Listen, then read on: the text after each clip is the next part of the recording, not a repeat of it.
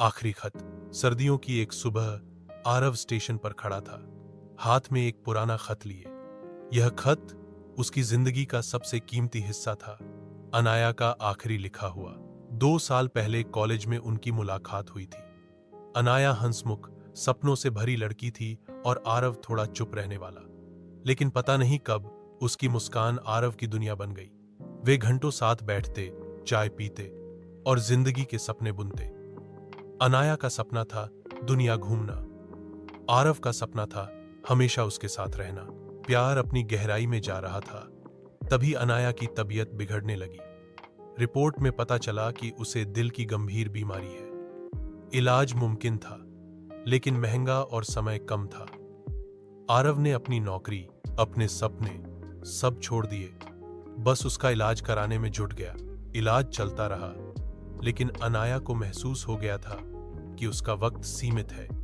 उसने आरव से कहा, अगर मैं चली गई तो रोना मत, बस मुझे याद रखना।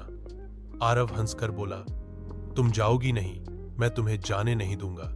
लेकिन किस्मत का फैसला कुछ और था। एक शाम अस्पताल में उसने आरव का हाथ पकड़ा और फुसफुसाई, तुम मेरी सबसे खूबसूरत मंजिल थे। और फिर उसकी सांसें थम गईं। उसके जाने के बाद आरव महीनों टूट कर जीता रहा।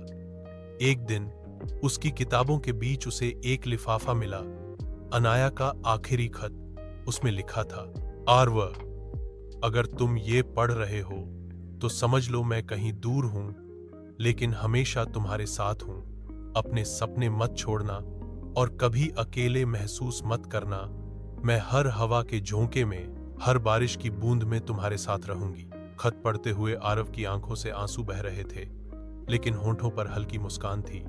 उसने आसमान की ओर देखा और धीरे से कहा, तुम आज भी मेरी सब समांस की ओर देखा।